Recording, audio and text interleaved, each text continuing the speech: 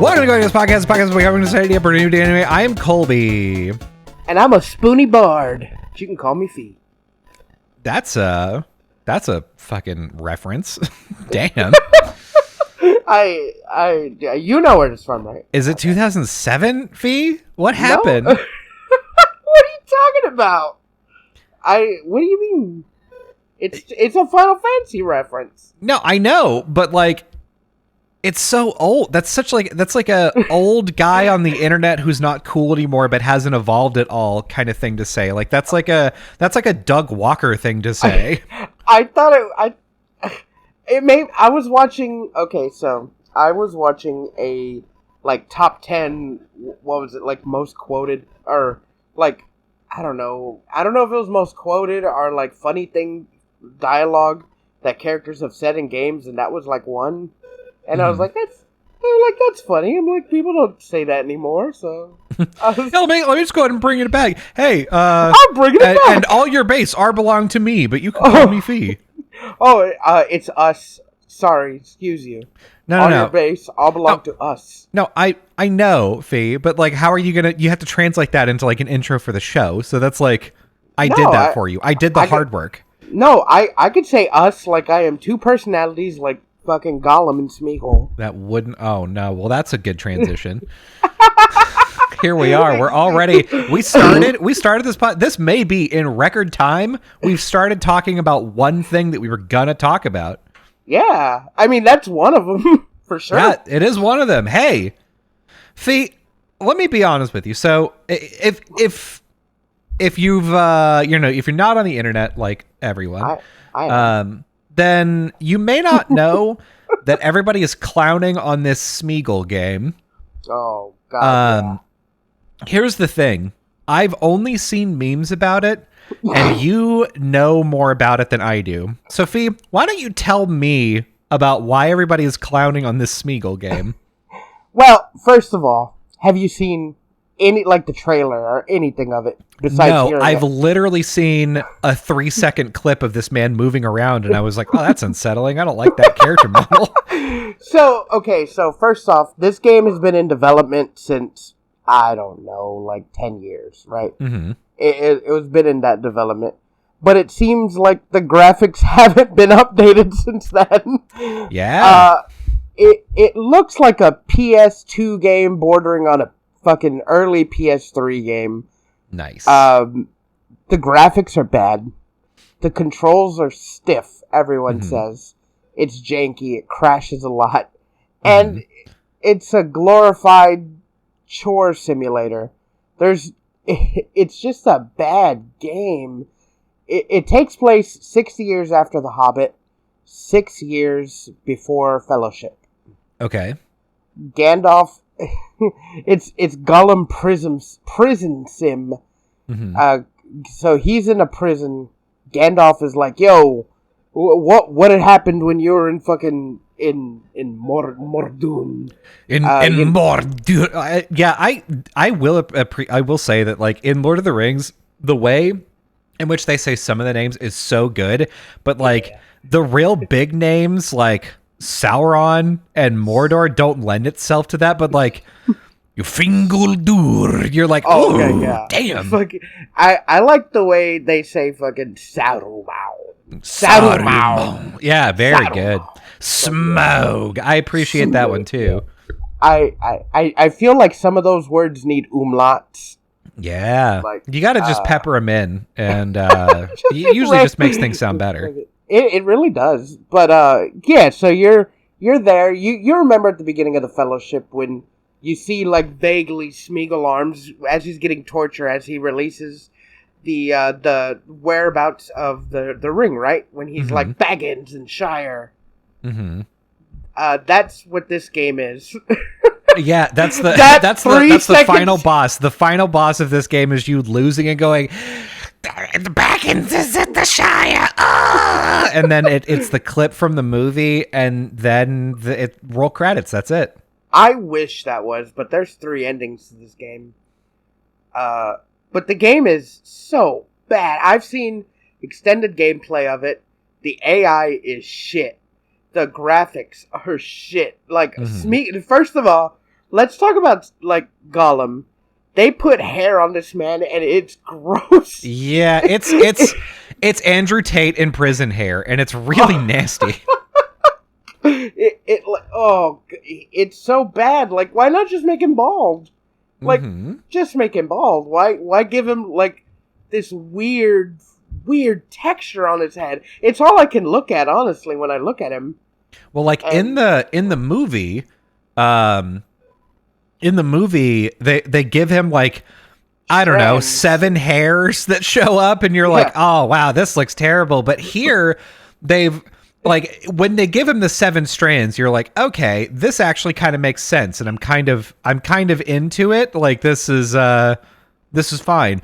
Whenever you give him half of his head of hair, and it's not like he's going bald in places, it's like an even distribution of a very small amount of hair all over the whole head. Yeah. You're like, it's too dark, and I don't know about this. Yeah, it's real off-putting. I don't like it.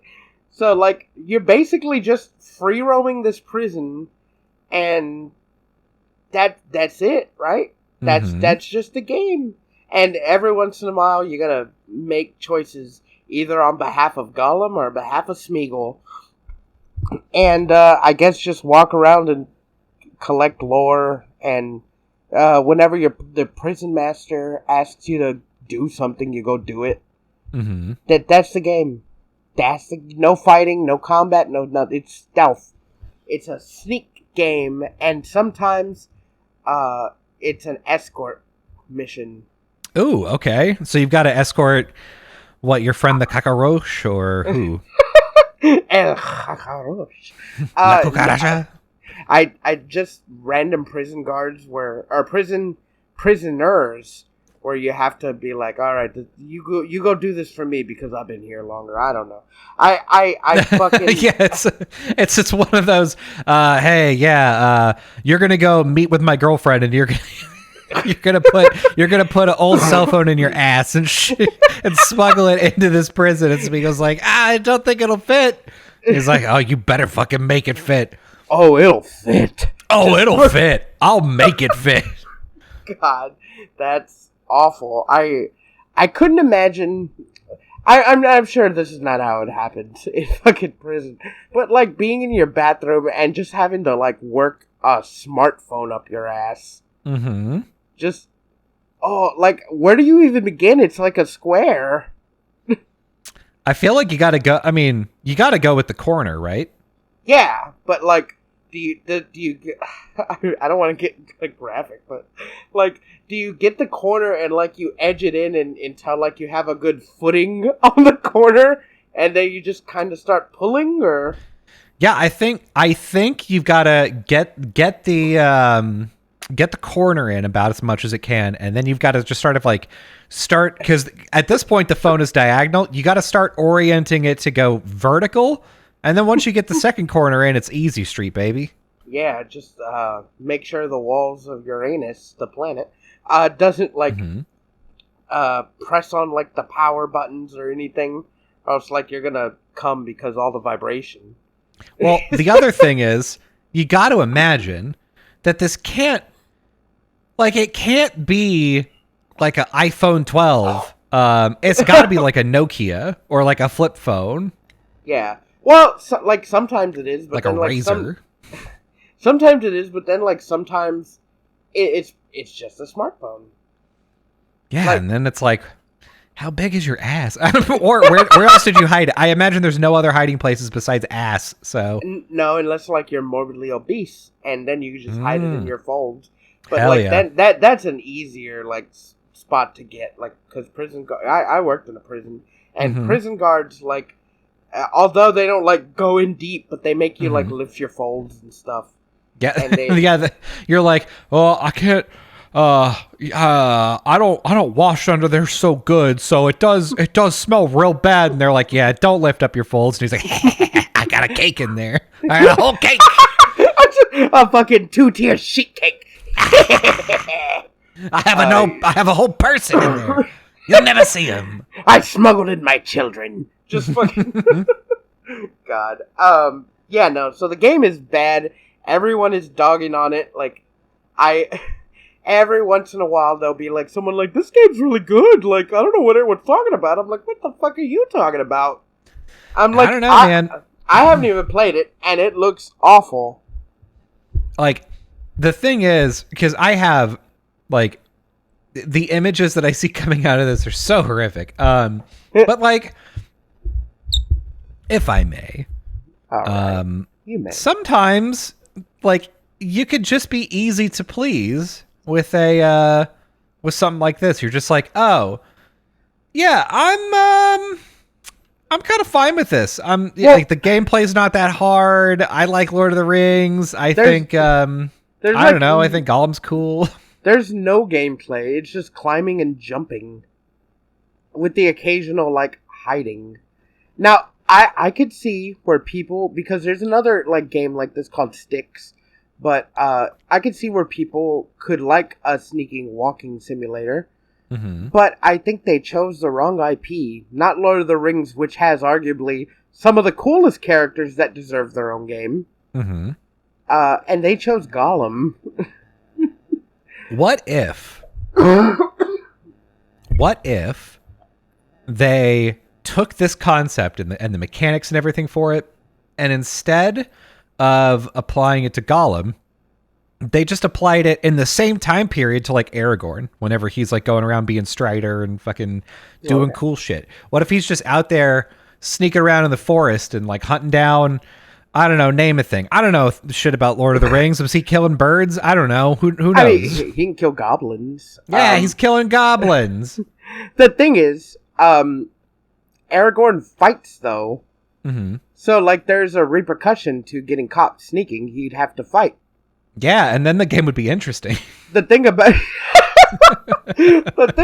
Gollum is, if you get caught sneaking, the game is over. You're dead. Hell yeah. It's not like, here's what I want from a Lord of the Rings game, and they're making a couple, like they're making another Total War Lord of the Rings, but or Total War style Lord of the Rings RTS. Right. I want them to remake the movie tie-in games from the PS2. Mm-hmm. The action like ones, you know the ones. Oh yeah. I want them to remake that. Maybe get a little bit better controller. Maybe fix some of the level out. Just that type of gameplay, like almost a hack and slash. Mm-hmm. But like that, because that game is fun. It doesn't need to be grandiose. Fucking, oh, look at this lore that you didn't know before, and here it is. What is it? Shadows of Mordor? Shadows of Mordor is basically a Batman Arkham Asylum clone. In game, Lord of the Rings. Yeah, Shadows of War. Like Return of the King and Two Towers. Those were Return the of the good, King. Yeah, the those good are the ones. ones. Yeah, the good ones. But also Shadow of Mordor was good. So yeah, no, that was good. But Return of the King and Two Towers, those are such good. I don't want to say underrated, because I think everyone like knows they're good games, and I want just that again. Yeah, maybe. To be fair, what you're asking is like, I wish they would make a Lord of the Rings game that was good, and that's it. You're not even like specifying like, I wish it was like an action game. I wish they made a good one again, which is the saddest shit. I'm specifying. I want it to be the hack and slash from the PS2, Return to King, Two Towers. You're just like do that again. You just want that again. Just do that again. Maybe throw in the Hobbit. Well, here, I mean, I don't know if you know this, but you can just still play those games. You can just go. I know. I have them. I have them on the PS2. Why do you need another one? Just you got those. Better graphics. Better control. Easily accessible, easier to accessible. Because if I want to play those games, I have to go pull them out of the storage. I gotta set my PS2 up. Oh God! Who even has the components on the back anymore? Ugh. Well, I have the HDMI converter on my PS2. Oh my God, fate. It's not time consuming. It's just, if I could buy a cool, like, they don't even have to remake it, just like HD remaster. Just throw it on Steam for $20 so I could just buy it and play it. Fuck. Yeah, and all they do is just like, they just do Control F for like all of the textures, and they just put in new. They use AI to up-res it and just put it back in. There you go. Hey, right there for you, buddy. And that's all. That's all I want. That's all I want. Is that too hard to ask for? Like, fuck. I want to play as Gimli. I just want to play as Gimli. God. Is it so much to ask? Like, I've been wanting just like a simple game to where I could just throw on, like, burn an hour, just play through a few levels. Yeah. I don't want to get bored to death in an hour. Man, I gotta tell you, Tears of the Kingdom is doing the exact same thing to me that Breath of the Wild did. Like, okay, I'm gonna tell you what I did. Like, I played for an hour and a half today, and here's the journey that I went on. I started and was like, okay, there's a shrine over there that I wanted to go get. In order to get there, I have to get up on something high and then use my paraglider to get over. Okay. So I start climbing up this mountain. While I'm climbing up it, I see some, because in this game you can have like devices and stuff. Yeah, yeah. And I see some, they just litter devices around places for no fucking reason. So I was like, you to have fun with. Yeah. Because, that's fun. Yeah. And I was like, oh, there's some devices. I guess I could like build a plane to go like in this place, maybe. I don't know. I'll look at it later. I get into the shrine, do the shrine. I finish it. Outside is a Korok that's like, hey, I need help. Me and my friend were hiking and I got tired and my friend's over there. Can you take me to my friend? And I hate these fucks because they sit near like points of interest. So they're outside of a shrine, they're next to a stable, they're like by a building. It's very rare that they're just like in a field or whatever. And they always want to go on like a 2 to 3 minute walk to get to their friend. And I'm like, okay. And I said yes for most of them up until about 20 hours in. Then I went, you can go fuck yourself. Actually, I'm not doing that. Yeah, so I finally come out of this. I finally come out of the shrine, and there's this Korok there, and I'm like, I guess I'll take you to your fucking. Where's your friend? Show me your friend. And he's like, it's over there by the campfire. All right. Walk you over to your stupid friend. Pick him up, and I walk him over there. And while I'm walking over, I go, oh shit, wait a second. We're right next to a big maze, aren't we? We're next to a labyrinth. Yeah. Well, yeah, you know what? I'll go do the labyrinth then. Fuck it. I'm here. I'm standing next to the labyrinth. I'll do the labyrinth. So then there's another 20 minutes. Wasn't expecting to do that. It's like, all right, I'm done with that. I'm going to go check out those Zonai devices now and see like, because there's a labyrinth. And I think most of the labyrinths that are like on the surface have a component that's in the sky too. Yeah. I don't know how to get up there, but I'm working on it. And they're like a launcher magic. Yeah, it won't get you up there though. It's too high. So I was like, oh, well, right, of course. I got the plane on the mountain. I'll just put some rockets on it, put some fans on it, and I'll just fly my ass up there. So I climb up there, start building it, and that's when I go, oh shit, there's a lookout tower right over there. I should go get that lookout tower. Yeah. I'll get that lookout tower after I get done with this. Build the plane. Doesn't work out. I'm like, okay, well, that was 15 minutes. I'm going to go get this lookout tower. Start going toward the lookout tower, and I find a horse that looks weird, and I'm like, well, I can't pass up the weird horse. So I capture the weird horse. Yeah. And then I'm like, well, I got to save the weird horse by going to the stable and saving it and being like, hey, lock up this weird horse for me. So I lock up this weird horse. And on the way there, there's another fucking shrine. I'm like, okay, I'll do this shrine and then I'll go to the lookout post. So I finally do that shrine. I get out and I swear to you, there's another Korok that's like, I need to go to my friend. And I went, I need listen to me right the fuck now. I've got 20 minutes left. I don't know how I have 20 minutes left of this play session, but I do. Yeah. You can die in the cold, Korok. And so I got on my weird horse and I fucking sped away, and I finally made it up to the lookout tower. Got the lookout tower done, and wouldn't you know it, it's like, oh, well, it spits you out the lookout tower. There's some sky islands here. You want to go look at them? And I was like, yeah, I do. And then I land on the sky island and I go, I have to stop. This will never end. If I don't stop this right now, I'm going to play this game until I die. So that happens all the time in Tears of the Kingdom. There's like, it's such a time sink because you're like, oh, well, I mean, I've got like an hour. I'll just like dick around, maybe do a shrine, maybe like do a thing. And then if you set yourself up with a plan, you're like, oh, that'll only take like 20 minutes. It always, in my case, it always takes an hour and a half to do that because I'm like, well, on the way, I found this thing on the way, and well, I should probably cook some stuff, and actually, I found this thing over. I wonder what that is. Well, this time doesn't count because I got to get my inventory ready. Yeah, listen, I don't have enough food. Here's the thing, like, I don't know why it is in this game, but like everyone is just disrespecting them Koroks. and even when I was over at your house, what was it, a week or so, right? Mm-hmm.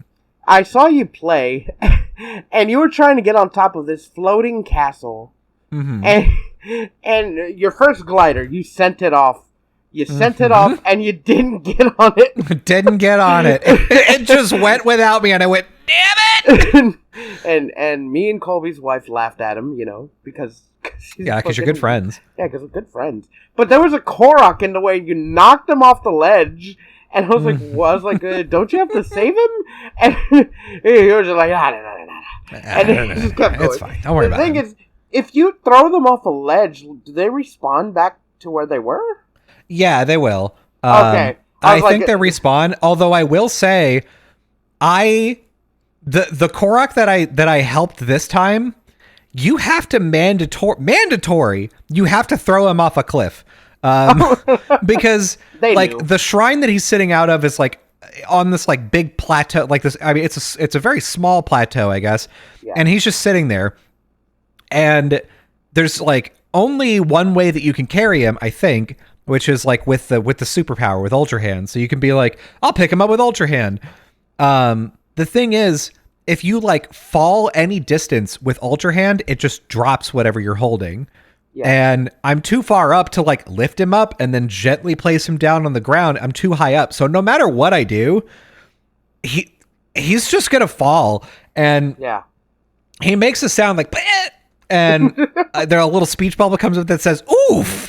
And you're like, shut the fuck up, Korok. God. Fucking dropped him off the fucking skyscraper. And he's like, oh, just where it was to be. My bones, he says.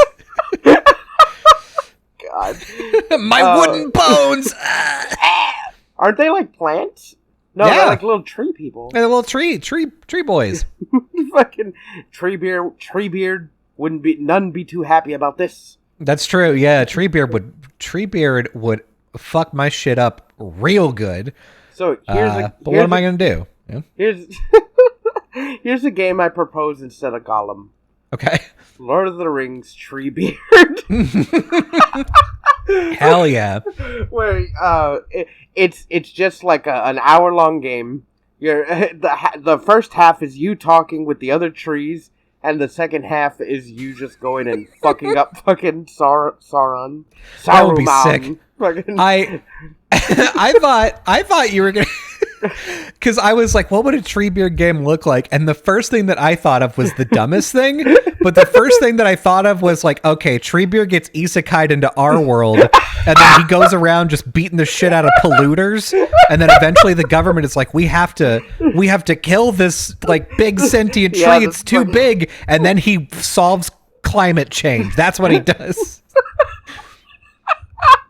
I don't know how. He hits the government enough that the government's like, fine, fuck, dude, calm down, we'll stop it. The government can't stop this fucking 15-foot tall tree. Yeah, they tried nuking him, and it just doesn't work. He just got bigger. It's just fucking. He's got that isekai. What is it called? Plot armor. Fucking. Oh my god, this is stupid. Anyway, So they Lord of the Rings Gollum was announced for the PS5 like a year or so ago. I don't remember. And even back then, I was like, that's stupid looking. And when it came out, I was like, I was right. But the PlayStation Showcase just recently premiered. What, day ago? Yeah, I think 2 days ago. Yeah. And they had some real bangers, but it was an overall not good showcase. Yeah. I mean, the thing is, we talked about some of the things that would have been announced. Yeah. And yeah, some of these leaks were very true. Yeah, were very true. And also in such a way, I will point out that, like, you know when you hear a rumor, you're trying to predict what's going to come up at a Nintendo Direct, and someone's like, yo, dog, I heard they're going to do a new Star Fox. You're like, well, yeah, it's been a while since we've had a Star Fox game. It wouldn't be that, like, it's surprising in that we have a new one, but I'm not, like, I wouldn't be like, oh, shit, I didn't, no one saw this coming. It's like, oh, yeah, who probably. This coming? Oh, fuck. But, like, there's also rumors, like, somebody, I distinctly remember this, a couple of months before it was announced, somebody was like, I'm telling you right now, I have very reliable sources that says that there is going to be a crossover video game with Mario and Rabbids. And I remember being like, this is too weird and specific to be wrong. This has got to be true. And no one could see that coming, right? Like, you know that's a real leak.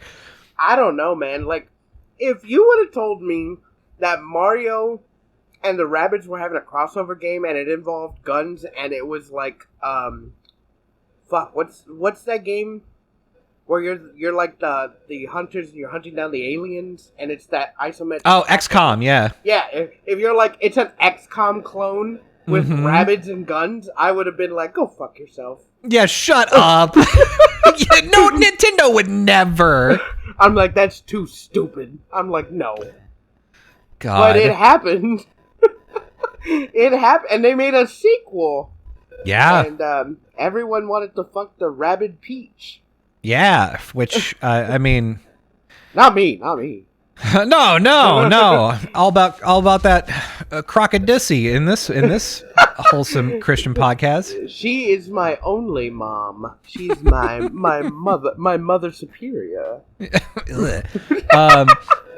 But like, yeah. Like one of the rumors was Bungie is going to come out with a new Marathon game, and I was like, what the fuck is Marathon's like this old ass series, and that's why I was like, okay, well that's for sure true. I don't know that it's going to get announced this time, but like, no one would be like, oh yeah, Valve is going to come out with a sequel to Ricochet. Remember Ricochet from 1994 or whatever the fuck? Yeah, they're going to come out with a sequel to Ricochet. Be like, oh, I mean, I don't know why anybody would make that up. So okay. Yeah, they're fucking they're pulling their IPs from the cellar. Mm-hmm. Like, that like if you would have told me like, oh man, I heard a rumor that they're gonna make a new Ape Escape. First of all, I would have been like really hyped because Ape Escape is the shit. Yeah, hell yeah. But second of all, I've been like, no, they're not. They don't like Ape Escape. Don't get my hopes up. Just like they ain't gonna do anything with Parappa the Rapper. God, yeah. The thing is, like, there are those series that are like super popular among a very small amount of people. Yeah. Like, fans are super into them. They're like diehard fans. And those are the ones that every time that, like, whatever the game company is renews the license or renews the IP, they're like, well, you better get ready. Sounds like the sequel's really happening this time. I can't tell you how many times people have been like, listen, Square Enix renewed their license on the name Chrono Break, which was going to be a third game in the Chrono Trigger series. So It's coming. They're working on it for sure this time. Yeah. It's just some things you What are you eating on my podcast? Faye, what are you eating on my podcast? Oh, I dropped my pizza, and I took a bite of the crust. The way that you said that makes it sound like, oh yeah, I had pizza for lunch. I dropped some on the ground, and while we were talking, I noticed it. No. So I picked it up and ate some. Earlier, my mom brought me in a few slices of pizza, and I had a crust left over, and I just took a bite of it. All right, fair enough. But I dropped it on the floor a little while ago. That's why I said, "Oh shit, my pizza." Oh shit, my shitza. My shitza. But yeah, no. So that's what I'm chewing on because crust is good, and I don't go fuck yourself. Yeah, hey, fair enough. So PlayStation League, where do you want to start? You want to start with the shit or the good? I mean, you know what? Let's start with some of the worst things about it, because there were a lot of things in here that are just like, for instance, there's a game called Cat Quest Pirates of the Caribbean. Yeah, which is, and it's fine. So, like, here's the thing, like, Cat Quest, I've heard of Cat Quest, and, like, it's a alright enough game, but, like, at the showcase? Is this a showcase game?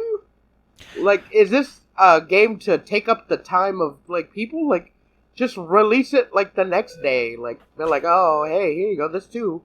I mean, the thing is, I feel like, I feel like, and this showcase really, really hits this home. I feel like Sony is constantly trying to do what Nintendo does, and they do it bad. And so this was, because, like, if you look at Cat Quest Pirates of the Caribbean, that's a perfect game to put inside of a Nintendo Direct. And, like, Nintendo is so good about being like, this is the Nintendo brand, and we're gonna just shove a bunch of shit at you. And even if it's like a dark kind of serious game, you're like, oh, that's. I mean, this announcer is weird, and I don't like it, but like it's fine. It'll be funny. The announcer will be like, all right, that's enough on Mario, but ooh, get ready to be scared. And then they'll show like a scary game. They're like, oh, that game really scared me, but. On to the next one, like fucking the announcer, the announcer goes from like, yeah, you can expect this game March 15th, and then it like another thing comes up and it's like, solve the murder of your best friend. Wait, whoa, Whiplash dog, calm down. Fucking, I love, but like Nintendo Direct can do that because like they've built up that repertoire. Yeah, and PlayStation has. Nothing? Yeah. In the way of image? PlayStation has fucking nothing. Like, I didn't even see it live. Was it on a stage, or were they just have, like, a narrator with trailers, or? It was not on a stage. There was, like, a brief in-person thing from, oh god, what's his name? Is Jack Trenton? Is that the man's name? Jim Ryan, that's who it was. Isn't Jack Trenton a singer? Like, I don't know, man. But keep talking. I want to. Yeah, he just like he's standing in front of a backdrop of some kind. It could be a green screen. I don't know. But yeah, I mean, there's not like an elaborate stage or anything. It doesn't look like like E3 or anything like that. Jack Trenton is the former PlayStation boss. Oh man, God, I'm good. Games journalist. I mean, technically, but hell yeah. Yeah. So, no, like PlayStation doesn't have that rapport with fucking people. Like, PlayStation has probably some of the worst like showcases. Like, fucking State of Play is always bad. Even on Nintendo's worst fucking day, or fucking Nintendo whatever. Nintendo Direct, yeah. Yeah, Nintendo Direct. Fucking PlayStation's bad. Yeah. So, but it's like it's weird. It's a weird thing to do. Like, and in fact, let's hammer it home, right? Like, PlayStation, this whole PlayStation, like the whole state of PlayStation, they showed off some games that are like, okay, this is what I expect when I think about PlayStation. We got Metal Gear Solid. Yeah. We got, good, Resident Evil. really good first-person action games. Yeah. We got fucking... what do we got? Final Fantasy. We got it, Yeah. right? Yeah. Oh, Street Fighter. You may not think Sure. that's like a PlayStation thing, but like Street Fighter 5 was a PlayStation exclusive for the first year. Yeah. So it's not an exclusive now, but like they're really pushing it home that PlayStation 5's the way to play Street Fighter like 6. Yeah. But I mean, I'm playing on the PC. Have you seen how big this console is? Look how many Street Fighters we can put in. It's crazy. Have you seen how big Ryu's titties are? Dang! But like, we have like, there are no shortage of examples of PlayStation being like, what if we were Nintendo actually? Yeah. So there's this game, Towers of Agasaba. Yeah, of Agasaba. Which is, it's just Breath of the Wild. It's just Breath of the Wild. It's just like, even like some of the clips, they're like, it's just like, oh, dude, yeah, this is gonna be a very expansive game, very lore rich, and like all the mechanics, the way the guy moves, the glider, like this girl, the glider, it's all of it just smacks of like Genshin Impact, but less cool. God, yes. Like I mean, I'm watching this trailer now. Outside of what's it called? Like the survival thing of collecting, what's it called? Like wood and shit. It's Breath of the Wild. Even like, oh man, this is very. Hey dog, you collect wood in Breath of the Wild too. Do you? Yeah. You collect materials all over the place in Breath of the Wild. It's a very core component of the game. That's the word I was looking for. Materials. Just wood. The only material I can think of is wood. Damn it. That's a material. Yeah, it sure is. So yeah, no, damn, this is just PlayStation Breath of the Wild. Mm-hmm. I mean, it looks good. Yeah, and to be fair, they've done this before. It was from another studio. It was called Immortals Phoenix Rising. Yeah. And it was, by all accounts, fine. So, like, cool, I guess. Yeah, but like they had some like really weird ones here. Like they had that one, the Cat Quest, like you said. Fucking what was I gonna say? The Plucky Squire. Like what the like? It's Paper Mario. It's Paper Mario. Yeah, it's Paper Mario. They've got a bunch of things that just sort of like they evoke, or they're evocative of like another thing where you're like, that's too close. It's so close to this other thing. And like it's not these are like independent game studios that are showing these things off, and it's like that's fine. That's fine. Yeah, if they didn't put them all together in such a way, this was just a very heavy. This was a very easy like press conference to be like, wow, Sony is copying Nintendo and doing a piss poor job of it. Yeah, and so I think a bunch of these titles get swept up in that. That's the thing, and like, look, you can't look no further than fucking Foam Stars. Yep. Fucking, it's Splatoon. It's just Splatoon. It's Splatoon with bubble guns. Yeah, that's all it is. And it's not even subtle about it. It's like there's two neon colors that you put on the ground, and it's foam instead of paint. Yeah, and instead of turning into squid, they like surf the foam. Yeah, that's just squid mode. It's just squid mode. It's God, like even some of like this aesthetic, like the main girl with the pink the black hat and the pink hair. And like it's very reminiscent of a squidling, a squid kid. But it's fashion. It's like, you know, it's definitely got those like Japanese fashion influences. Yeah. Same with Splatoon. It's just you really thought you had, and I think it's Square Enix that's putting it out. You really thought you had something there, Square Enix? What the fuck is wrong with you? Dude, Square Enix, like, when it comes to its not popular IPs like Final Fantasy or like Dragon Quest, they just, like, throw shit at the wall. They're like, well, you like this, you'll have to like this. Yeah, like, hey, we put a lot of effort into this thing. What do you think? No, you fucking didn't. It looks like it looks like you went into fucking Blender and bought a bunch of assets. Like, okay. Let me spin you a tale that I don't know is true. It's probably not true, but it would be very funny if it was. Okay. Imagine this. You're a Square Enix employee, and they're like, hey, we're going to do an internal game jam. You all get like a week off, and you can make whatever game prototypes you want. We're going to review them at the end, and the grand prize is that you get to like move forward with your game as a project. And like... somebody is like, oh, I'm actually like on vacation part of that week. I probably won't take part in it. And then they get back from their vacation. It's Thursday. They're like, oh, presentations are tomorrow. And they're like, yeah, so are you ready? Like, no, I just got back from a vacation. They're like, oh, no. You have to mandatorily present something. So like start working on something. And he's like, okay. You know what? Fuck it. How about this? Like, I'm good enough. I could put together a prototype of just Splatoon, and everybody will be like, "Isn't that just Splatoon?" And I'll be like, "Oh yeah," and then I'll stop.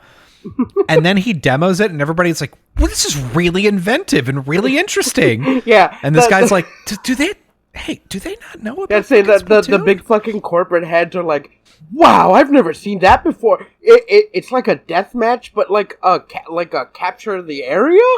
What? Yeah, and no one and no one dies. So this is like rated E for everyone, basically, right? Yeah, like, whoa, it's competitive. It's got guns, but it's non-violent. This is the perfect IP, and this guy is just sweating like, oh god, I don't want to do this.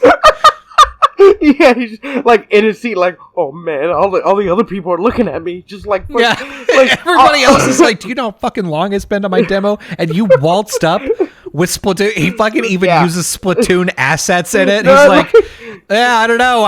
He takes off the weird ear thing, so they do just look like kids. He's like, yeah, there you go. No, like he didn't use those assets. Like, you know how you can go into like Unreal, like how shovelware on Steam, where they can go to Unreal.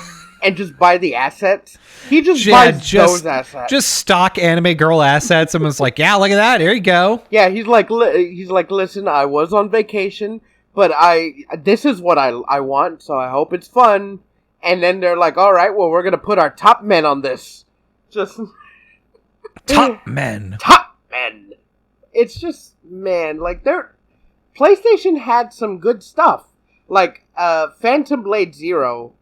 That game looked fucking sick. Yeah. It looked like Ghost of Tsushima or Sekiro, but like a little more hack and slashy. Yeah, it's hack and slashy, faster, and for sure like FromSofty. Yeah. And like, yeah, super into that. Final Fantasy 16, obviously I'm into. They got just another trailer, and that was fine. Dude, that Spider-Man 2 trailer, dog. Yeah, that shit. They let Spider-Man 2 breathe, and this state of PlayStation was all the better for it. They let my boy Miles do his thing. Pete's fucking up all over the place. It's great. Dude, I was stoked. I saw like the whole, I think, what was it, like 10 or so minutes? The symbiote costume. Dog, looks so good. Symbiote costume looks so fucking good. It's so funny to see, like, I don't know if you saw it, but like Peter's obviously like getting infected from the symbiote because he's all grumpy and he's serious and he's angry. And like hearing Miles just like, what the hell's going on with you, Peter? He's like, nothing. He's like, we gotta get these guys. And just like, oh. I think my favorite thing was like at the end, they're talking about like going after someone, and Miles is like, we're gonna go after, and he's got big teeth, and then Peter turns and looks at him and goes, so do I, and then the eyes go a little venom and then go back to normal, and then he jumps off. I was like, wow, it was subtle, it was really good. Like they're gonna fucking knock this out of the park for sure. I think one of my favorite things from that was like Peter's like, Miles, I need you to go after these people. They're downtown and I can't reach them in time. And, like, Miles is there, like, quipping. He's like, all right, well, I'm going to get him. Pete's like, we don't have time for that. And Miles is like, oh, okay. Okay. Sorry, Peter. Yeah, you taught me how to do this. Just I thought that's what we did. I learned it from you. Just I learned it by watching you. I think what was the most surprising to me was the Metal Gear Solid remake. Yes. So Metal Gear Solid 3 is arguably, I think there's a very good argument to be made that it is either the best or second best Metal Gear Solid game. Yeah, it beat a contender with 5. But 5, yes. 3 was the best until 5. Yep. I never beat 3 because I didn't, like, really have it. I think I had, like, rented it, and it was really fun, but I didn't beat it. But it is really fun. I do this thing where, like, if a game has a particular mechanic I'm not, like, gelling with, or I'm not particularly enjoying, I just don't engage in it. So all this to say, I never used camo in Metal Gear Solid 3. I never, like, switched my camera and put on a crocodile hat and laid down. I just, like, which is an option. So yeah, it's an option. You don't get penalized for it, but you can do it. Here's the thing. I think it's cool. Just like, okay, so you know me and Legend of Zelda. I don't really play them, but I like the lore. Same thing with Metal Gear, except I like the idea of wanting to play Metal Gear, and the lore is really cool. But, man, Metal Gear's lore is too convoluted for me to keep up with. It is extremely complex, and Metal Gear Solid 3 is where it actually started to... So, Metal Gear Solid 2, it was, like, starting to get Kingdom Hearts level. Metal Gear Solid 3 is where it really just fucking blew up all of the lore and made it just too deep. Yeah, because Snake in that game isn't even Snake from the first one. Nope. He's this big boss, right? That's right. So, like, and Snake from part 2 is Snake from part 1, right? Is it the same Snake? It's kind of. So part 2, you play as Raiden. Well, I know you play as the Raiden, whole time, but there is a guy that looks identical to Snake from the first one. And for I swear to you, 2 hours in the game, they're like, no, that's not him. That's a guy named Iroquois Pliskin. Completely different. Who knows who this guy is? And then he's like, yeah, I'm Snake. You're like, well, no shit. Everyone knew. Come on, game. Who are you fooling? So, yeah, like, it's... And then even in Metal Gear, like, 4, you're playing, like, what, Naked Snake? Or Liquid? No. Metal Gear Solid 4, you're playing the same Snake as 1 and 2, but he old, so he old Snake. God, I'm so... And Revolver Ocelot's your brother, right? So, yes and no. It gets complicated, so... That's why I don't fucking keep up with it. So, Solid Snake and Liquid Snake were twins born from Big Boss's DNA. One got recessive DNA, the other got the dominant DNA. And Snake is the recessive DNA one. In the first game, you kill Liquid Snake. Yeah. You also, I think Revolver Ocelot gets his arm cut off. Yeah. And then his arm is replaced with Liquid Snake's arm. And the arm possesses him. Yeah. And and now it's Liquid Snake, but in Revolver Ocelot's body. So Revolver Ocelot is kind of your brother, kind of. That's why I got confused, because I'm like, man, I know Revolver Ocelot, like, it is part of this, but I don't remember how, because, like, I'm out, dude. I'm just out of it. Yeah.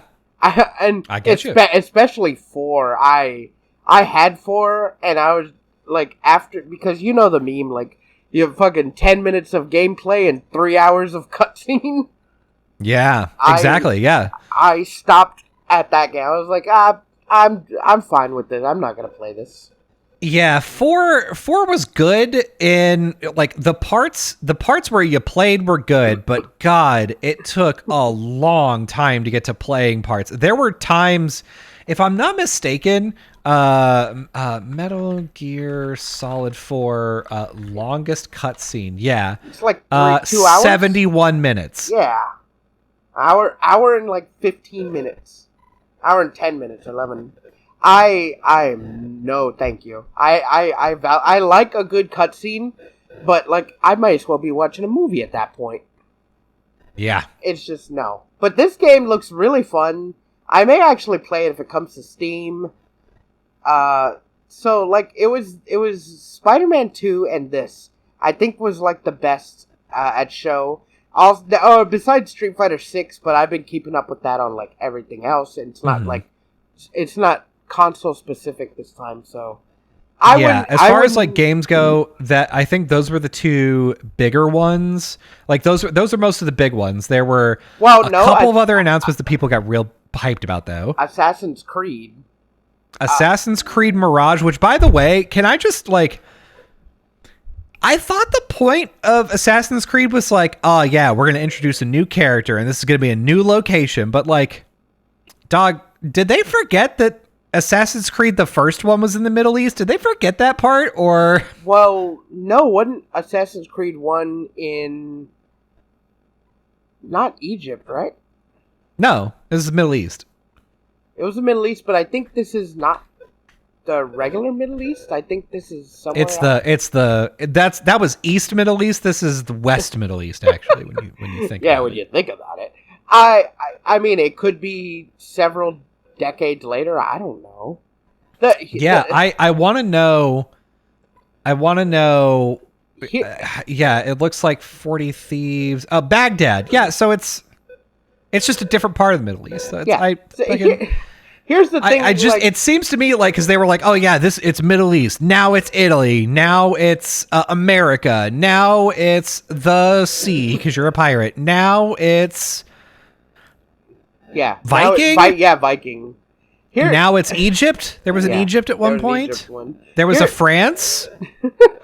Yeah, and that one sucked. Unity. And then they were like, I guess they were like, hey, let's go back to the Middle East. Or my favorite thing, they just forgot that the first Assassin's Creed was in the Middle East, and they were like, hey, we had this great idea, we're doing this, and then they showed off the trailers, and somebody was like, oh, we're going back to the Middle East. They went, going back? Yeah, going back. What? They're like, oh shit, we're too deep. We can't change it now. Yeah, they're like, let's do it in Renaissance Italy. I was thinking the main character's name should be Ezio, and they're like, what? We did that already. Huh? And they're like, what? Is this a joke? Some guy's just been like in a writer's room, not getting out. Just yeah. Oh man, that'd be the God. He's like, but I've been working on this. I've been working so hard. Yeah, like okay. So here's the thing. I don't know. The Desmond story is over. Assassin's Creed, like the story for like Assassin's Creed, you're like a game developer that goes in time. I don't even know anymore. And here's the thing. I don't like Assassin's Creed. Period. Yeah, it's been a while. It has been a while since I have actually enjoyed Assassin's Creed. I will say that I really liked Assassin's Creed 1. I really liked Assassin's Creed, all three of Assassin's Creed 2s. And Assassin's Creed 3 was where I was like, I'm good, actually. I think I'm kind of over this. I don't need it anymore. I didn't like part 1. I played it at your house, and I thought that was good enough. I bought part 2. I bought Assassin's Creed 2 part 1 and part 2. And then I was like, I think I'm done. I'm like, I don't really like the way this game feels. Yeah. And I don't like the gameplay loop, is what it is. Just running around, like assassinating, going from one point to one point, climbing up. Like, it seems fun on paper to me. Like, it seems fun. You're, like, assassinating people, like, you're hiding, you're, like, climbing and shit. It seems fun on paper, but it's so dull to me. And I don't know. I can't. Yeah, it can be, for sure. You are 100% correct that, like, It is very samey often, and there is also a bunch of stuff where it is just follow this person, stab them. Yeah. And you're like, okay, feel fucking cool. Or the worst actually is where they're like, do this obstacle course in a certain amount of time. Yeah. And because Assassin's Creed is not perfect with like the way you it's move. Physics engine and everything, like you climb up a building, you jump over to a ledge, you're trying to jump off, and then it jumps off to the right instead of forward, and you go, what the hell? Yeah, no, I'm not like, if people are gonna play it, people are probably excited about it because this one looks like a return to form, because the last two have been like collecting weapons and some are better than others, and this one looks like just a return to old Assassin's Creedio. And I mean, that's cool. I'm gonna pass it up. Maybe I'll see someone play it, but I'm not gonna do it. And I can't. I don't care anymore. Here's a game that fucking rocked my socks right off my body. Alan Wake 2. Yeah. Son of a bitch, this trailer looks so goddamn good. It does. The visuals are super stunning. The vibe, like the whole the ambiance of it is really eerie. Like it really nails it. Dude, yeah. Like, oh my god, like, so I was playing a game, and I was, every once in a while I would go back to YouTube and reload to see the new trailers. And then I did it one time, and it was like Alan Wake 2. I was like, Alan Wake 2? I was like, oh, hold on a minute. And then I saw it, I was like, oh shit, this game looks fucking sick. Like, the new Alan Wake model looks so good. He looks so good. You get to play as the FBI agent, that lady, and she's like investigating Alan Wake, and then she finds him. And then, like, the end, like, she's going to, like, these scary places, and you see her fighting with the shadow demons. And then at the end of the trailer, she's like, who are you? And he's like, and then before he says his name, it shows the title. And I'm like, that's so fucking sick. But here's what I did in my stupid fucking monkey brain. When she was like, who are you? And he's like, my name is, and then it showed Alan Wake 2. I imagine him saying, I'm Alan Wake 2. I'm Alan Wake 2. I'm the sequel to Alan Wake. I'm Alan Wake 2. And like, she asked someone else, and he's like, I'm Alan Wake. I'm Alan Wake 2. I'm Alan Wake. I'm Alan Wake 3. Just guy over there. God. Oh, I will say, I saw one reaction on Twitter that was maybe the dumbest reaction to this I've ever seen. What? They retweeted it because they were like, oh yeah, there's a one main character in it that's Saga Anderson, I think. So it's her, FBI agent. Yes, okay. And then it's her, and then it's Alan, right? Yeah. And they were like, I see that Alan Wake has become Alan Woke. Oh my god. Ooh, I'm so fucking mad. I'm so mad that happened because I knew that would happen. As soon as soon as a woman appeared on screen, you went, no. As soon as it was a black woman. Yes, exactly. As soon as a black woman showed up on screen and they showed that you can control her, I'm like, son of a bitch. I'm like, this game. That's it. They wouldn't call this game Alan Wake if you couldn't control Alan Wake. Like, yeah, you get the controller, but maybe like it's at different point. Who cares? It looks good. Yeah, you son of a bitch. Up. You big stupid bitch.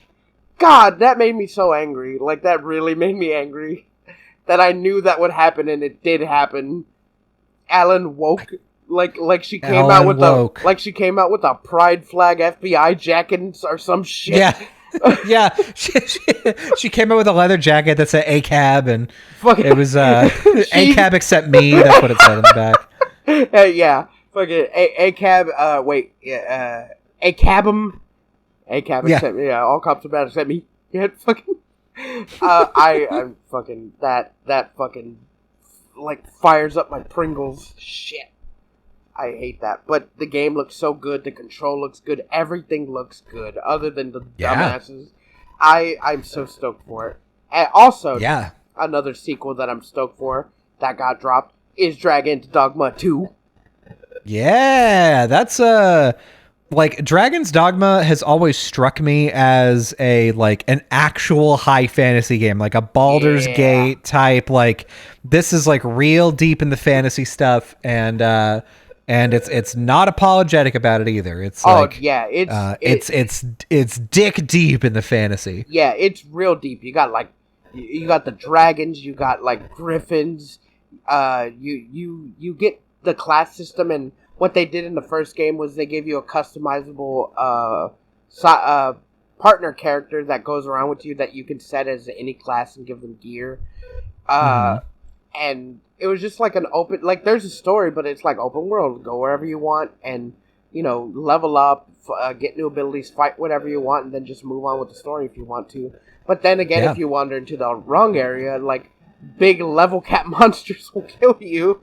So it's better not to. And the cool thing about this game, it had like the Monster Hunter grapple system where you grapple onto them. You also get like a stamina for like holding on and like slashing, so that's pretty sick. This game looks fucking good. And like Dragon Dogma, if you haven't played it, I'm sure it's cheap on Steam. Go play it; it's so good. Mm-hmm. And it's like I will also say in Dragon's Dogma's credit, it's also they pay attention to the details, and it in such a way that you're like, that's like such a nice little touch. Like, once you like talk to this person, it unlocks like this. Yeah, it's not like, you have to go do this quest. It's like this event can now happen in the world, and when you encounter the event, then like this thing can happen. Or, in the beginning of the game, you're supposed to go down this road, but you can actually circumvent the whole thing if you want to. It's like, it's very cool. It's so very cool. A lot of just the combat in general. The first one was kind of a little bit of clunky when it came out, but like they fixed it. It's a lot better now. I'd say it's definitely worth the play, and I'm very excited when this one comes out. So I'll be looking forward to it. There was a couple of other like drops that like aren't really like worth mentioning, like the fucking this game called Fair Games Money Sign, which is just a payday battle royale. Payday, baby! It's like Payday. Payday's great. What if we did Payday and again? Fortnite? What if we did Payday and Fortnite? So like it looks like a team of 3, and you're like in a death match with other teams of 3 trying to rob the same bank. Mm-hmm. I don't know. I thought it looked stupid. I'm like, how's this gonna work? Maybe it's fun, but also it doesn't look fun. I don't know. It's stupid. I mean, it seems fine, and that's the worst thing that you can say about a game. It seems fine. It seems fine. It's gonna fucking come and go like a fart in the wind. Like a turd in the wind, as Venom would say. And, another FNAF drop. Fucking Five Nights at Freddy's eating good this year. Mm-hmm. They've got the movie that's happening. They've got this new game. Yep. Yeah, some VR stuff because they announced PSVR Part 2. Yeah. Fucking. I'm not even going to dignify the VR stuff with anything. The thing is, like, there's only been one game that has come out on VR that has been successful in the same vein as like when you think about like games that are great that like everybody's played and that like you know that people play, in the realm of like console games, you think, obviously Mario, Zelda, Metal Gear Solid. Yeah. There's only one of those for VR, and it's Beat Saber. Oh, fuck yeah, Beat Saber. Fucking. That's it. There's no other VR game where you're like, the story in this VR game is incredible. What about Half-Life Alyx? No. Not even that. People were like, Half-Life Alyx is good, but it's not like story amazing. It's fine. Yeah. I never played it. I'm not going to play it. I just got a VR. Not going to play it unless it comes down in price. I got Arizona Sunshine, and I only got that because they announced a sequel at this fucking showcase. Hell yeah. It's just a first-person zombie game. And that's another thing I've noticed for VR. It's either like a task simulator where you're a fry cook, or like you're at a desk and you gotta like move around and stuff, or like puzzle. Yep. Or it's a first-person shooter, or fucking first-person melee. Yeah. That's all VR is. They can't do anything else. And I was trying to think to myself, I was like, well, what can you do in VR like that no one's done yet? And I can't think of anything. There's just none. Yeah, I mean, I'm sure if you gave me some more time, I would be able to think of something. But like, the fact that there's really only one game that like is stand out, like normies may have heard about Beat Saber, or like, you know, your friends may have heard about Beat Saber doing a thing when they don't care about VR, but like everything else is like, oh, I played The Lab. Oh, what's that? Well, you know, it's like a so yeah, it's like a bunch of mini games. You can throw stuff around. I played Super Hot VR. Oh, okay. Oh, which to be fair, Super Hot is fucking sick. I love Super Hot. Super Hot is so good on VR. I haven't tried it, but I played it like regular, and it's good. I think on VR it probably might be harder because like you're constantly moving, so like it's always moving. So, yeah, it's a thing. I don't know, whatever. The last thing that they announced, and it's a big thing, and I hate it, is the dedicated streaming device. Oh, Project Q, baby. Yes, Project Q. So the idea here is more like Project Poo. Ah! Sorry. The idea here is, hey, you like that Switch? Yeah. What if your Switch could play PlayStation 5 games? Hey, yeah. Would you buy it, you little gaming pervert? Would you buy that? You're so sick. You're so nasty. Oh, look at how dirty you are. Pull your wallet out, pay pig. Just fucking God. Fucking gross. But like, yeah, the idea is that it is a device that exists solely to stream games from your PlayStation 5 to a handheld system. And you have to be on internet. You have to be on the internet. You have to already have purchased the game on the PS5. Yep. And you can't. It doesn't have any game specific for it. It doesn't even do anything. Nope. It doesn't. It's I mean, it has to like grab video quickly and do that in a good way that has like less lag. But here's the thing. Hey, this is what they don't want you to know. You can already do that with a Steam Deck. Yeah, no shit. What is this thing competing with? Because like, I mean, it can't. Like, it has no features. It's just it's a screen with PlayStation handles. Mm-hmm. You can't download anything onto it. You can't download can you download the games and take them with you? No, I don't because think so. You have to be on the internet. Stream it from the console. Yeah, you have to. So like, this is if like you're a kid and your parents come to room and like, hey, I want to watch TV. So then like you have to bring this up so you can play it on the couch while your parents fucking watch the news.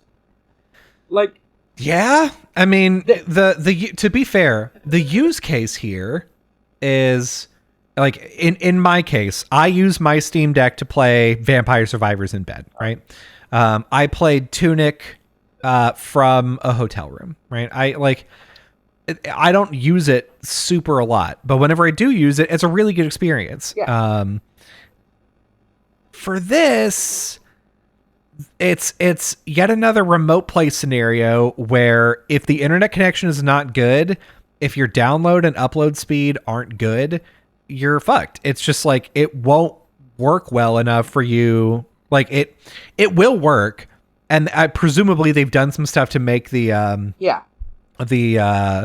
like lag better, but still, it's like the concept of having a super powerful machine play a game, and then all you have is just like a device that displays the video and does the inputs.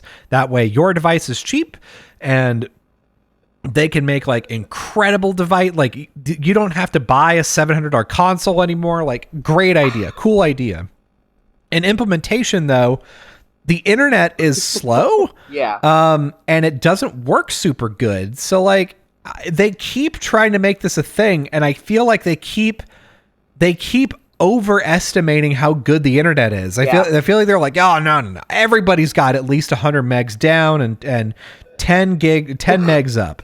That's bare minimum now. It's like not everyone has that, man. I checked my internet speed today because I just moved. That my aunt has in her internet speed, and it's 39 up and 4.92 down. Probably other way around. I would imagine it's 39 down and 4 up. Probably. Either way, that's pretty good. That's still pretty good. Yeah, it's pretty good. Especially like when you come from a small town, I will say upgrades in internet are very rare. They're few and far between. Well, not my town anymore. Yeah, it's true. Your town is now better than my house. And that's am I mad about that? You're still... Ooh. Yeah. I was telling Colby because we come from a small farm town. It was real random. Just one day I got it in the mail. In our small farm town with maybe less than 4,000 people, we got fucking fiber internet. Yeah. Somebody did the cost benefit analysis, and they were like, if we can get 20 houses to sign up with fiber, this will pay off. This is all going to pay off. All I see is profit.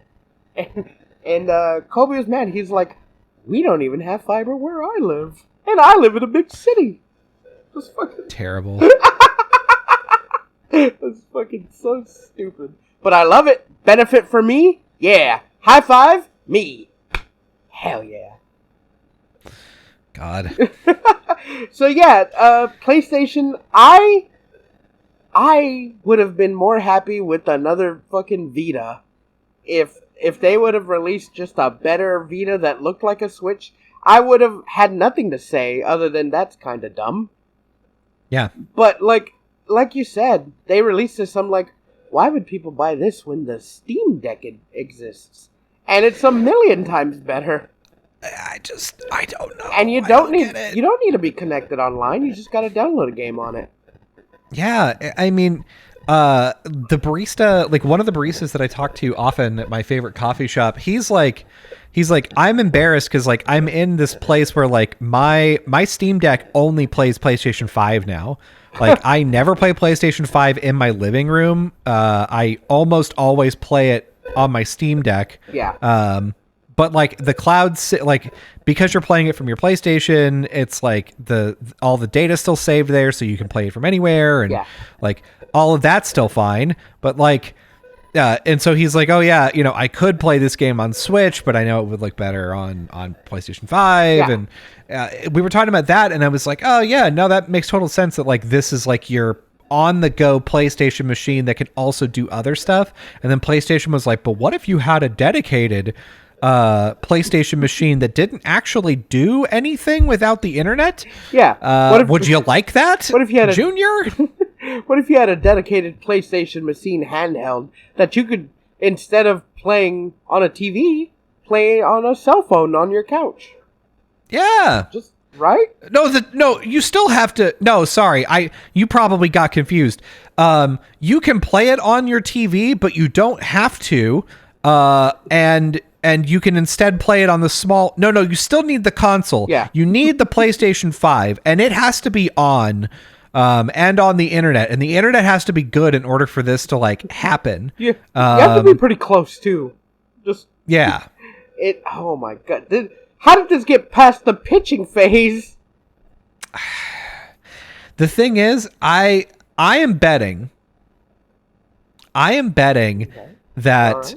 I mean, they brought this up and Sony corporate was like, this is actually, it's going to work this time.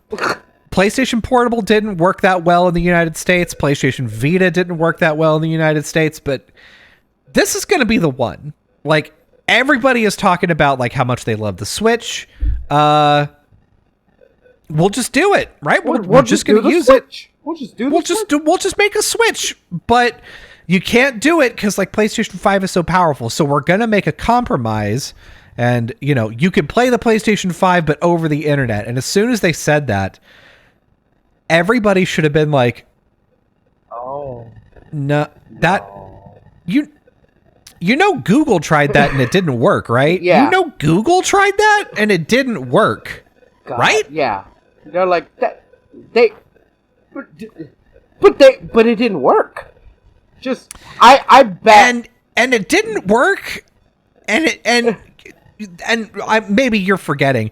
This wasn't like 10 years ago. This was last year. It was probably like that one meme where they're just like, all right, what can we do? And they all tell them, and the guy's like, this sounds like a bad idea, and then they throw him out the window.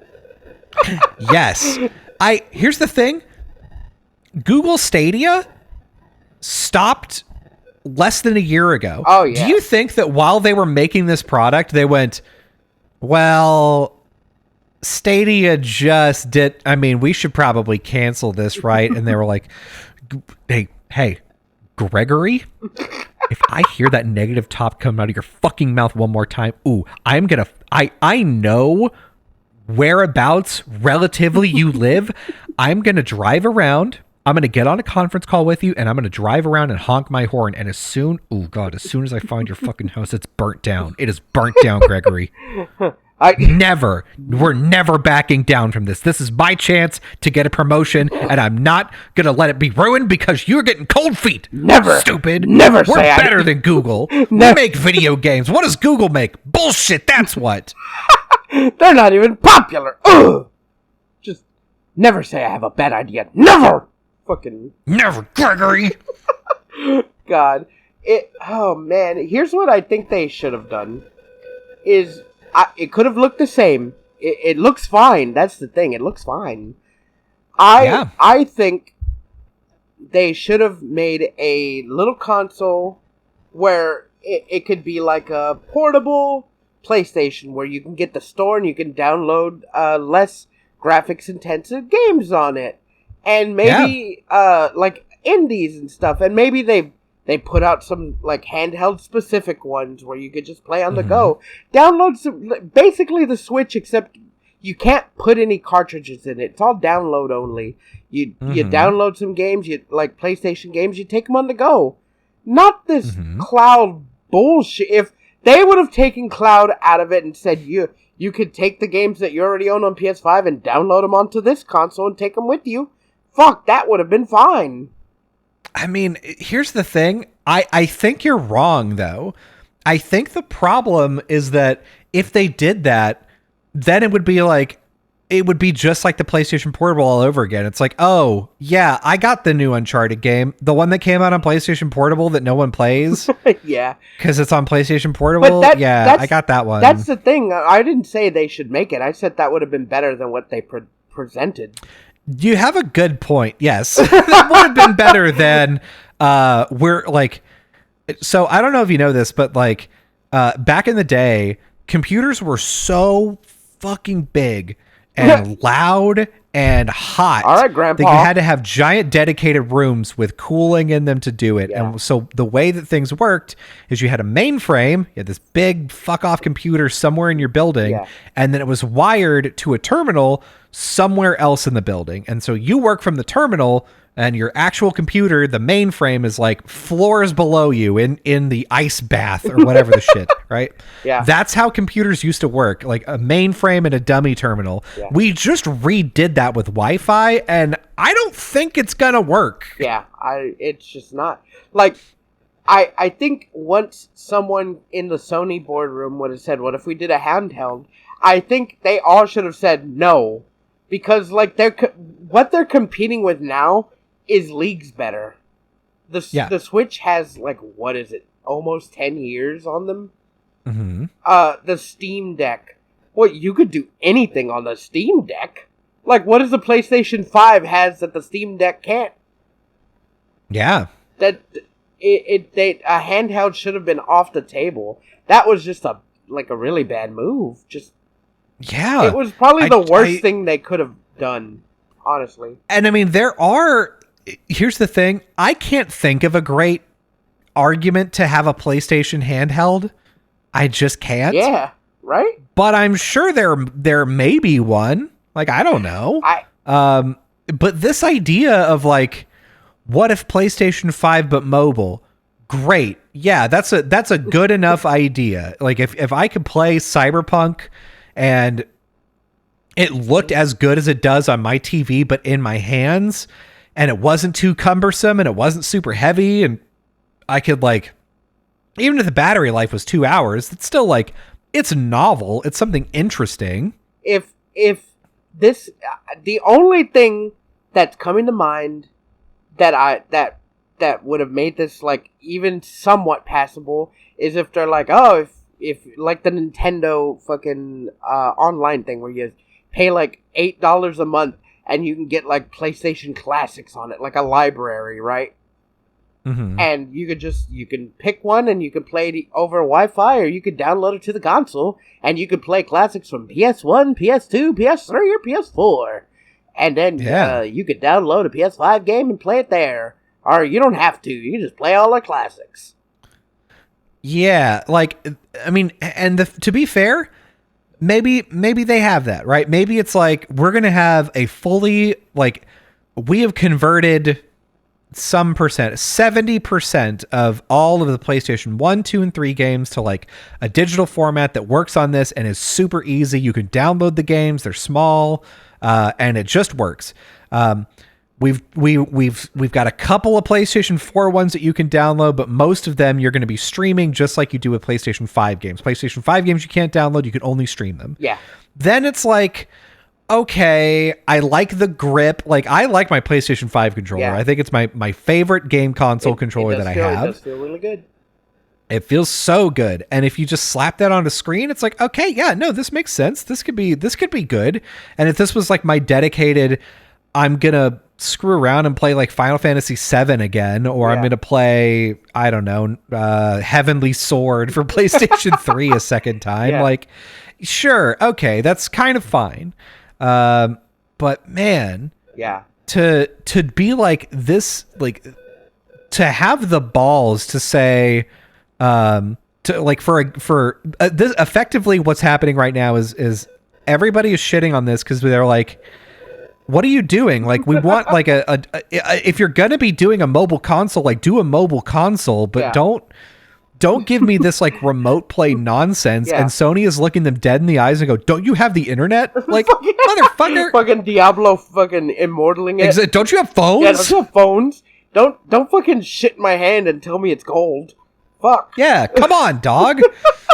Like, man, and here's what I'm thinking they did, because this doesn't even have an official name yet. It's just Project Q. I bet they showcased it and gave gave all the features, and they're waiting for the feedback, and people are shitting on it. They're like, okay, we need to switch this. We need to fix this real bad. We need to fix it fast. So like from like the showcase until when it comes out, they're gonna frantically add features. They're gonna make it more feature rich and try to like salvage the bad fucking press about it. That's what I'm thinking, but maybe I'm giving them too much credit. Right? Maybe I'm like, PlayStation hasn't been known for taking like feedback and running with it. Yeah, PlayStation either gets it right the first time or they stick with their bad decision until they can make a new one.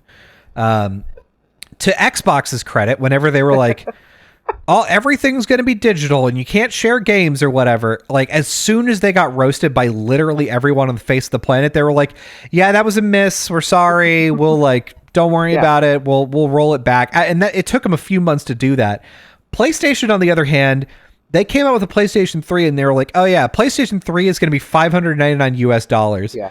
And everybody was like, that is way too much. It is so expensive.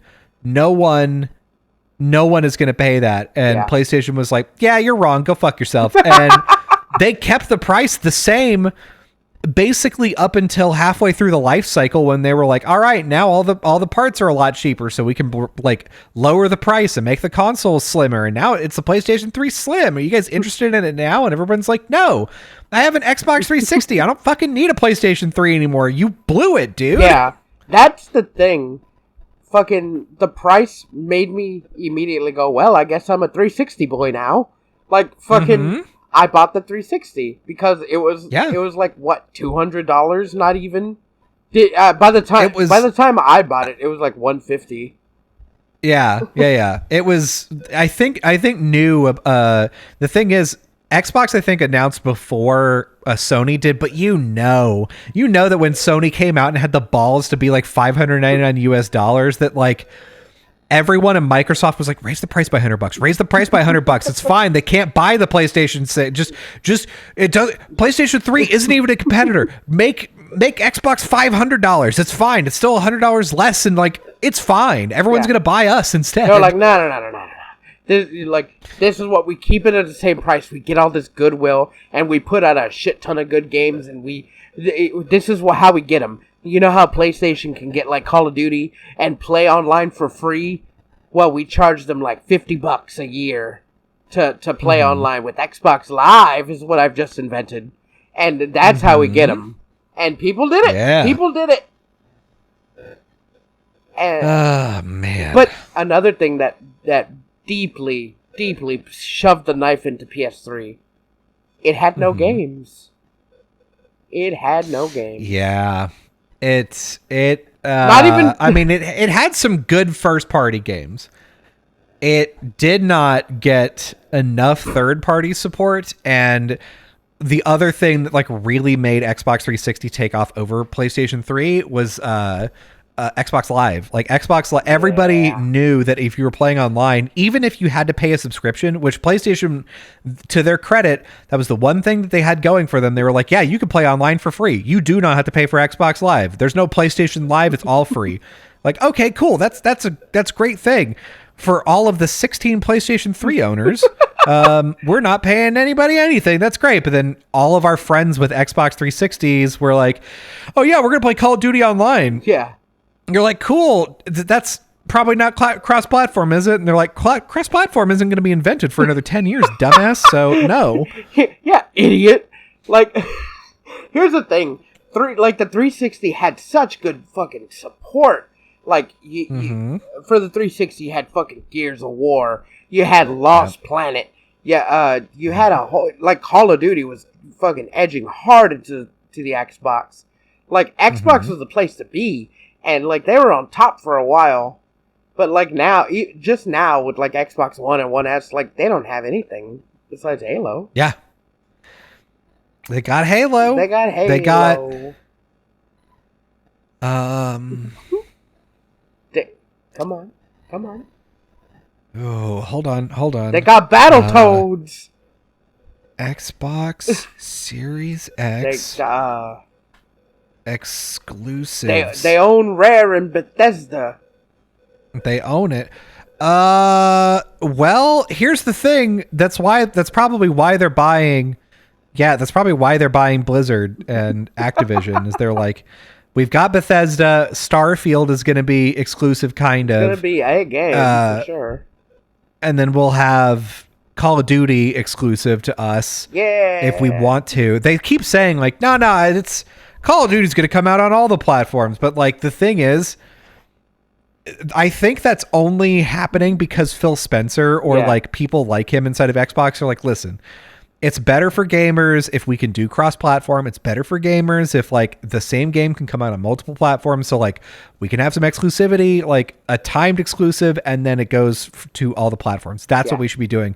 We can't just like lock up a big series like that on only our console. It's not bad. It's not good for anybody. It's not good for us selling more copies of the game. It's not good for gamers in the community. Like it's not good. I guarantee you. If Microsoft is like, we got to start cutting costs, and they look into Xbox, they go, every studio that we own now only develops for Xbox. And if you don't like that, fucking leave. That's it. We're going to make Xbox profitable. We're going to make it make money. And all of the games are only going to be on Xbox. Do you play Legend of Zelda on your PlayStation? No, dumbass. That's why. We're going to do that. Yeah. Fucking, oh my God. It's just... that's why I don't like getting consoles anymore, man. Like, ever since I got a PC, I can play a little bit of everything, and the only console I have is the Switch, and I didn't even buy it. Someone gave it to me. It's just, I don't... The console wars are over. There's, like, no need to buy one or the other. Either you like the exclusives on PS3 or you want to play everything else. I mean, for me, like every generation, I have had a really serious think about like what I wanted to do ever since like I missed the boat on Xbox 360. I've been thinking like, what am I going to do with my goddamn life for the next one, right? Yeah. And you have to buy the Nintendo console because it has Zelda, it has Mario, it has Metroid. Like, those are games I can't play anywhere else. I have to buy that console, so I'm already locked into that one. Yeah. But then Xbox and PlayStation are so the same that it almost doesn't matter most of the time. It's so interchangeable. Other than like like Uncharted and like Final Fantasy, but they don't just put that on PlayStation anymore. No, it's usually exclusive to PlayStation for like a year or something. Yeah. But so like you have the Final Fantasy exclusivity, you have like Last of Us, you've got not even because you have Uncharted. Because the new Final Fantasy is going to come out on PlayStation and on the PC, like the same day. Yep. So sure is. That's why I'm saying like you PlayStation 5, like PlayStation. Oh man, fucking Uncharted because. But like now they're coming out on the PC. You just have to wait. So like it's like, man, I really want this game. Not enough to spend like $700 for a PS5. I'll just wait a year. Yeah. If there's a whole subreddit called Patient Gamers, and that's the whole concept behind it is just like, we're not going to pay full price for anything. We're going to wait until it goes down. We're going to wait till it goes on sale. And so some people are like, I love this game. I'm excited to play it in 4 years. And I'm like, man, I can't relate, dog. If there hasn't been a game like exclusive that's made me be like, well, I got to buy that now. Like PS5 when it came out, nothing on there really wowed me. Other than Ratchet and Clank. And guess what? It's coming to PC, baby. Yeah. And now I don't have to pick. There's nothing on either console that makes me want to be like, time to ditch this PC and get me a real fucking game fucking thing. Like, I can play Xbox games on my PC with Game Pass. Yep. Game Pass is kind of where it's at, honestly. The fact that you can play Game Pass games on Xbox or PC, or your phone. It's like, or your phone, honestly, like all of it just makes a really good argument for Game Pass and not for Xbox. Not for Xbox. It's really weird. Yeah, not for Xbox because not all those games are exclusive to Xbox. It's just like I get Game Pass. I'm like, that's a game I was interested in. And so, like, it's free for, like, $15 a month. And I'm like, I'll play it now, Nothing to lose. Yeah, okay. And if I don't like it, I drop it. And Xbox Game Pass has this really weird thing of putting their fucking top-tier games on Game Pass for free. So I don't even have to, like choose, like... Yeah. Man, I have to wonder what's up with that. Because, like... I don't know. Maybe it works out. Maybe it works out to be like in their favor. The thing is, like, working at a startup has opened my eyes to the reality of business being just bullshit on paper. So if you didn't know, I may blow your mind, everyone.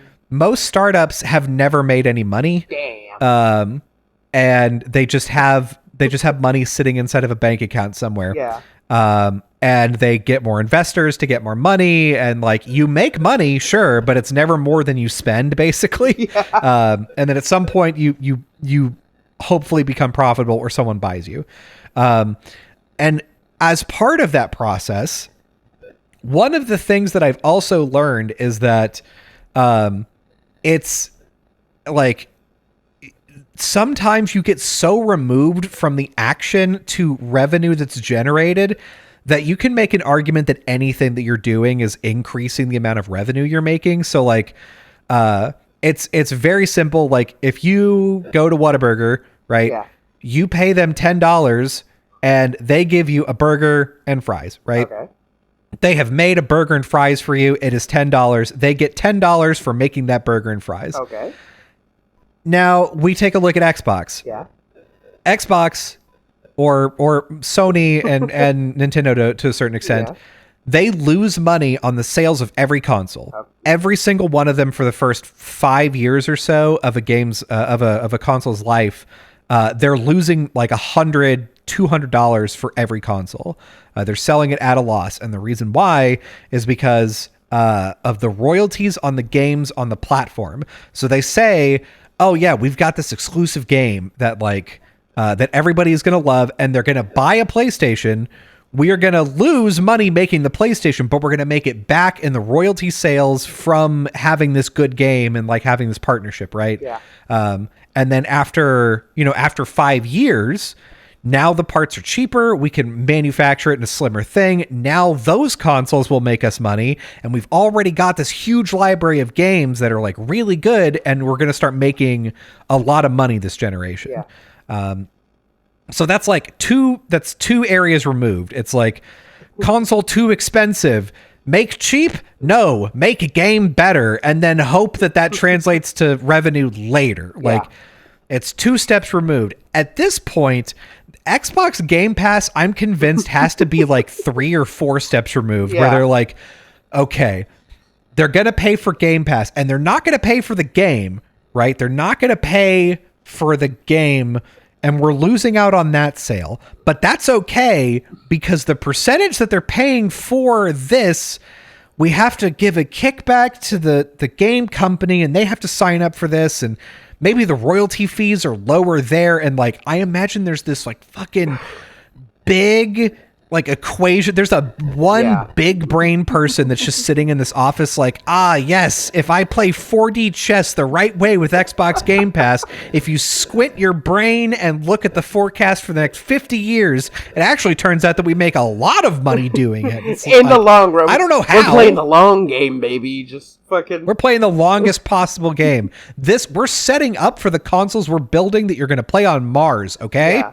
Like, I'm looking at some of the Game Pass games on here. Like, I'll tell you right now, I was stoked when I heard Psychonauts 2 was, like, coming out. Ooh, yeah. Day one on Xbox Game Pass. I beat that shit at work. Atomic Heart on Game Pass. Atomic Heart? Beat that game. Yeah. Back for Blood. I didn't know it was coming out on Xbox Game Pass, so I bought it on Steam. Only for me to open Game Pass, and there it is for free. Motherfucker! Yeah, what are you doing? Yeah, like, even the Ninja Turtles game, I knew it came out on Game Pass, but I actually wanted to own it, so I bought it. Like, what the fuck? They, like, like I said, I'm here, they have a lot of really good games. Like, all the Ninja Gaidens, Ni no Kuni, the Persona games, all of them. Not all, like, all the ones that came out. And so, like, Redfall Day 1 came out on Game Pass. Is it a good game? No. Did it come out did you have to spend money to play it? No, if you got Game Pass. Like... Yeah. They've got FIFA. FIFA's like the biggest sports game. They just got it. The new Madden 23 is on this game. Day 1. Just on this like, man, it is so hard for me to think how they're making money, and they're just day one, like, fucking Game Passing it. Like, even if they're just like, all right, we're releasing this on Game Pass, but it's only going to be there for a week, you think people won't download it that day and beat it in a week? If they beat it in a week and they're like, oh, but if you don't own it, you're going to miss out on, like, the DLC, you think they're going to buy the game to play DLC coming down in, like, 4 months?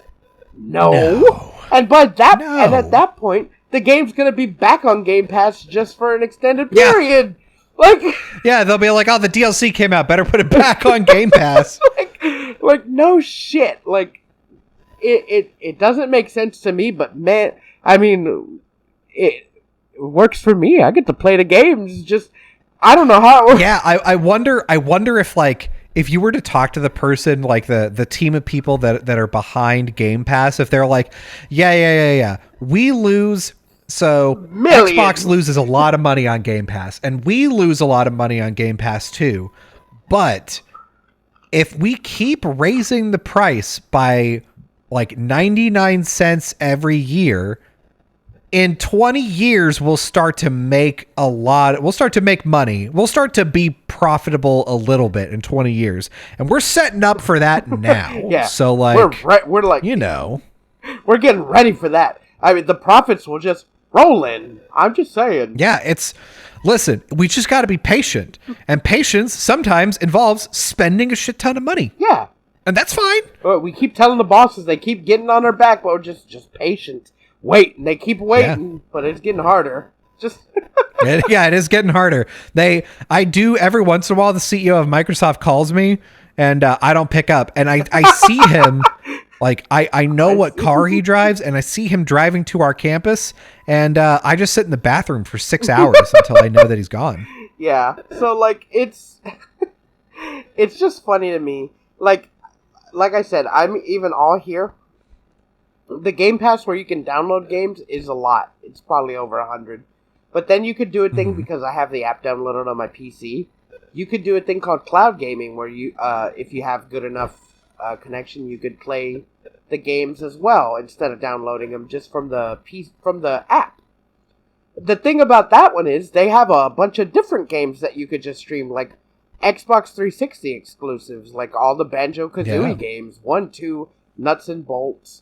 Old Xbox game, Blinks the Cat, all the Battlefields, just 360. They've got almost all the Yakuza games, too. Yeah, they have almost all the Yakuza games. They have the only way you can play Fable 2 and 3 in any iteration is through cloud gaming on Game Pass. They're right here, dog. You could play them. Yeah. That's the only way you can play those games. It's so fucking crazy, and they're just giving it away for people to play. Man, God, and like I'm not even an Xbox fanboy. I'm a Game Pass fanboy. Yeah, exactly. It's not about loyalty to Xbox anymore. It's about loyalty to just this really weird, incredible deal that they're giving away. Yeah, that happens to be named kind of Xbox. Yeah. It could have been named anything else and releasing games on it for a cheap price to play for free. It's like gaming Netflix. That's all this is. It's Netflix gaming. Yeah. Yep. So that is exactly what it is. And good for it. Honestly, like that's I think that's a great thing to do. Have no idea how they're making money. I would love. Do you think if we emailed somebody from like Xbox Game Pass, we're like, can you come on our podcast and explain how you make money? Dude, that'd be sick. First of all, I encourage you to do that. But I think that would be a cool first guess if we got like an Xbox dev, and they were just like, honestly, we're not. I don't know. Honestly, I don't know either. Yeah, just fucking. Someone thought it was a good idea, and no one said no. So they're like, listen, I shouldn't even be here talking about it. I mean, once they find out that we're not making money, they're gonna stop doing it. Just. I think the funniest thing would be if they were like, yeah. It's like it's part of this really long, complicated thing where like we're for sure gonna make money, but the guy who pitched it initially doesn't work here anymore, and we don't really remember why we started doing it. We're just gonna keep doing it. The only way we can take the service off is on this guy's PC, and he doesn't work here anymore, and his PC is locked behind his password, and we can't get in. Just yeah, so, it's a really we started just trying passwords, and we're currently up to AAAAAA1. We'll keep going. We're getting there. But, all right, that's the end of a show. We're coming on to almost 2 hours, so I think this is a good stopping point. Yeah, true. You can catch this podcast live. We're doing it live right now. on twitch.tv/GoGettasPod. If you don't want to or can't catch it live, but you do want to watch the video replay, you can catch that on YouTube the same day that we upload the audio version of the podcast at about 2 p.m. on our YouTube channel. The audio version of the podcast is on basically every podcatcher bright and early at 5 a.m. That way, if your baby wakes up like mine does in the middle of the night, you've got something to listen to. So congratulations. You can drown out their cries by listening to our podcast. Yeah. You're a good parent. You're a good parent. And yes, you should watch our YouTube shorts. Yeah. Our YouTube shorts and our TikToks are bangers. Yeah, they're phenomenal. Besides the past 2 weeks, like a whole lot of stuff's been going on with me. I haven't been able to get clips, so. But yeah, Fee mentioned he moved. Why? He did it again. I moved. He thought moving was so fun the first time, he had to do it a second time. You know, it was so nice. I did it twice. It's a whole thing. I'm not gonna get into, but I moved again, and I've been busy. I had to move at the beginning of the month. I went to a concert in the middle, and I moved again yesterday. Yeah. I've been a busy boy. I bet our editor's like, do they like me still? Just hey, are they alive? Are all these podcasts just pre-recorded? Oh, kinda. But, go on YouTube, like our videos. We also release the playback from the live stream, because we are live streaming on Twitch, and you can follow us on there. You can subscribe on YouTube. We're on Spotify, iTunes, all the podcatchers. You can follow us on Twitter. We're there. We don't post much, but we don't really have anything to post usually. Yeah, man. Hey, listen, if we get a reason to... give me a reason to post on Twitter. You can't come up with one. I think there's a good reason if we post on Twitter. If you follow us on YouTube. Oh!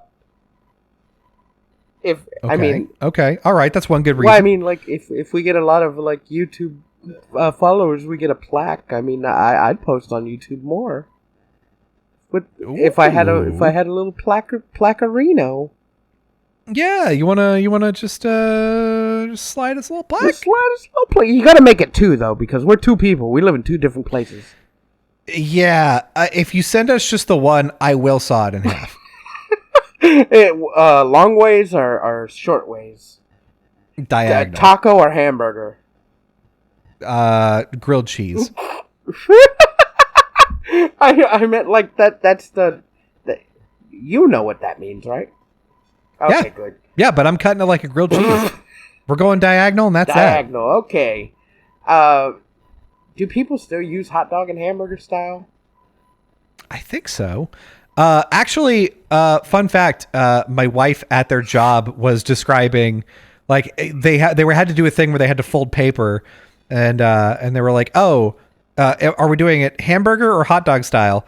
And the thing is, my wife works at a company that's based in Europe, and afterward they had to be like, "Did you understand what I meant with hot dog or hamburger?" And they were like, "We have never heard that before, but we figured it out."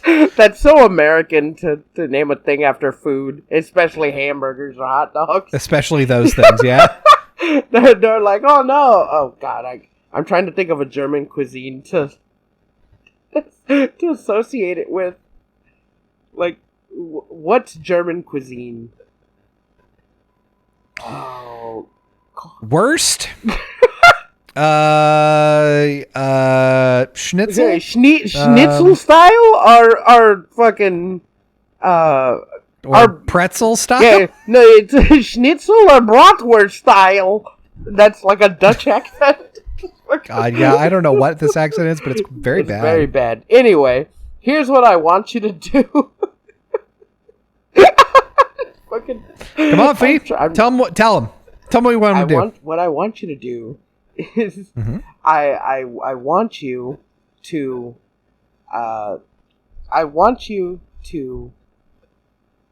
get this map that I hid in your city. It'll be under a big oak tree. I want you to go find it. You got to be the first one to find it, because I have taken your PlayStation and your Xbox, and I've hidden it somewhere in the world, like Carmen Sandiego.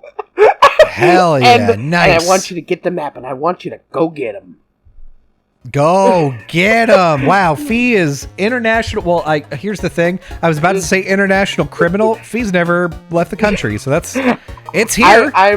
Wherever it's buried. It's buried in America. It's buried in America, but you have to find it. And I left all your gaming accessories in one place. In one piece. Gotta go, fucking.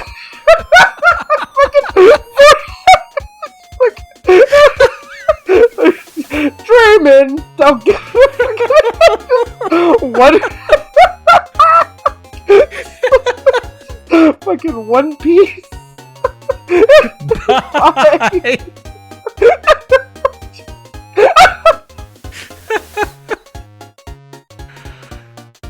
Bye.